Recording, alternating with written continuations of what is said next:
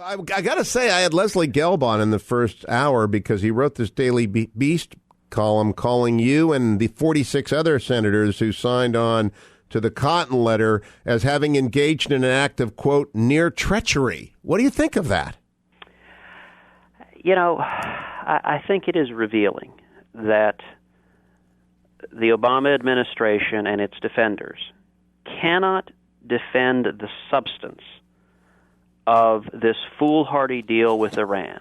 And so they're doing everything they can to distract from it. Last week, all they could discuss was Prime Minister Netanyahu's speech and their perceived myths of protocol.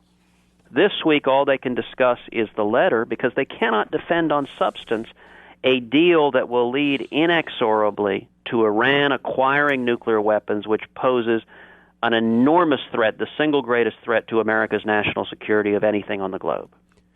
Is the agreement being contemplated, in your view, as catastrophic as the 1994 deal has proven to be with North Korea, or perhaps even as bad as the Munich Agreement of 1938, about which Churchill said, you could choose between war and dishonor, you chose dishonor, you will have war? Well, Hugh, I think both analogs are powerfully on point. I believe we are hearing echoes of history. I believe we are at a moment like Munich in 38. And indeed, Prime Minister Netanyahu's address to Congress last week was Churchillian in its clarity and moral gravity. Likewise, I think you're exactly right that we are repeating the mistakes of the Clinton administration in the 1990s with respect to North Korea. In the 1990s, the Clinton administration led the world in relaxing sanctions on North Korea. Billions of dollars flowed into North Korea, and they used that money to develop nuclear weapons. In this instance, it's actually stunning and highly revealing.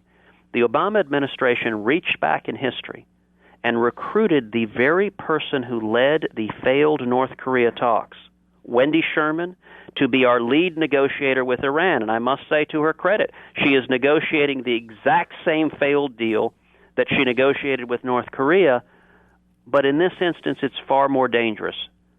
North Korea, Kim Jong-il, Kim Jong-un, are both radical, extreme, unpredictable, but fundamentally megalomaniacal narcissists, which means with both father and son, some degree of rational deterrence is possible. Both father and son understood that if they ever used a nuclear weapon, that day their regime would end.